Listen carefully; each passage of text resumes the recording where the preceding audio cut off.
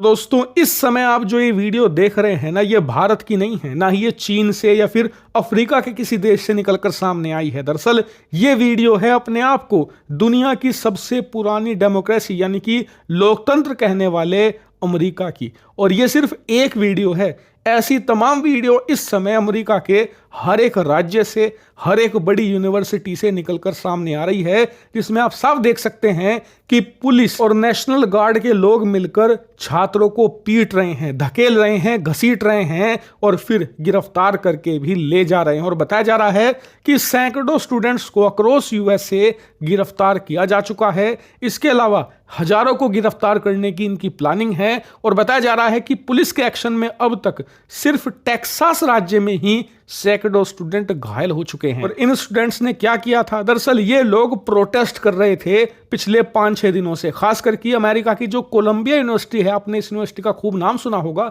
यहां पर पिछले 6 दिनों से धरना दिया जा रहा था। लेकिन अमेरिका की सरकार को यह पसंद नहीं आया। उसके बाद तो अमेरिका की तमाम राज्यों की सरकारों ने पुलिस भेजनी शुरू कर दी। इन छात्रों के खिलाफ जबरदस्त एक्शन लिया गया, पीटा गया, घसीटा गया और गिरफ्तार किया गया। और यह कार्रवाई अभी भी जारी है और आने वाले कुछ और समय तक ये जारी रहने की संभावना है। और सबसे खास बात तो ये है कि अमेरिका के तमाम राज्यों की सरकारों ने एक्शन लिया है, चाहे वो जो बाइडेन, जो इस समय अमेरिका के राष्ट्रपति हैं, उनकी पार्टी की राज्य की सरकार हो, या फिर जो विपक्षी हैं डोनाल्ड ट्रंप, उनकी पार्टी है रिपब्लिकन पार्टी, उनकी सत्ताधारी राज्य की सरकार हो, सबने पुलिस एक्शन लिया है। और इसीलिए अमेरिका की दुनिया भर में भीषण आलोचना हो रही है, क्योंकि सभी लोग, चाहे वो इजराइल के समर्थन वाले हों या फिर इजराइल के विरोधी हैं, सब कह रहे हैं कि जो छात्रों पर एक्शन लिया गया है वो बेबुनियाद है। क्योंकि छात्रों ने ना तो पुलिस पर पथराव किया, ना ही उनके ऊपर डंडे बरसाए, ना ही उनके ऊपर किसी प्रकार से हमला किया।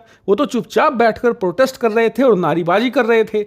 उसके खिलाफ इस तरीके से हिंसा का इस्तेमाल करना बहुत ही ज्यादा क्रूरतापूर्ण है। और सबसे खास बात, पुलिस ने यूनिवर्सिटी के अंदर घुसकर हमला किया है। और आपको बता दूं कि यूनिवर्सिटीज के अंदर रूल होता है कि स्थिति चाहे कितनी भी खराब हो, पुलिस एंट्री नहीं कर सकती। जब तक एक्सट्रीम केस ऑफ सिनेरियो ना बन जाए, तब तक पुलिस यूनिवर्सिटी के अंदर पैर नहीं रख सकती। ये कानून भारत में भी है। आपने देखा होगा कि जब जेएनयू वाला केस भारत में हुआ था, जब तक मामला पूरी तरीके से हाथ से नहीं निकल गया, पुलिस ने पैर नहीं रखा था जेएनयू में।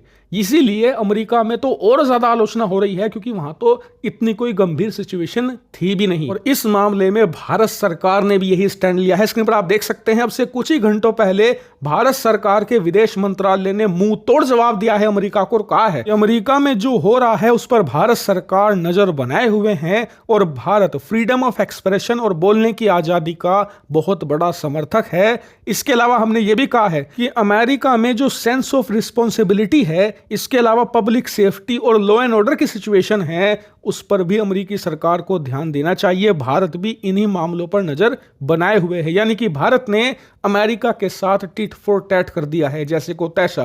क्योंकि जब भारत में जेएनयू का कांड हुआ था, उस वक्त अमेरिका ने कुछ ऐसी ही भाषा का इस्तेमाल किया था भारत के खिलाफ। भारत ने वही चिपका दिया है अमेरिका को, जो कि ये बात सही भी है। क्योंकि आप सोचिए, जो इस समय अमेरिका अपने स्टूडेंट के साथ कर रहा है ना, उसका 10%, जी हां, सिर्फ 10% भी भारत में किसी भी यूनिवर्सिटी में हो जाता ना, तो अमेरिका में बवाल मच जाता। बड़ी बड़ी कॉन्फ्रेंस की जाती, बड़े बड़े ह्यूमन राइट ऑर्गेनाइजेशन आ जाते और भारत को बदनाम करते। लेकिन आज अमेरिकी सरकार वही काम कर रही है जिसके लिए वो दुनिया भर को ह्यूमन राइट का भाषण देती है, दुनिया भर को आंख दिखाने की कोशिश करती है। यानी कि अमेरिका आज अपने घर में ही घिर चुका है। हालांकि आप अपना ऑनेस्ट ओपिनियन दीजिए इस मामले पर, भले ही आप इजराइल के समर्थक हो या फिलिस्तीन के, बिल्कुल जेन्युइन ओपिनियन दीजिए कि आपको क्या लगता है कि इस पूरे मामले में कौन सही है, कौन गलत।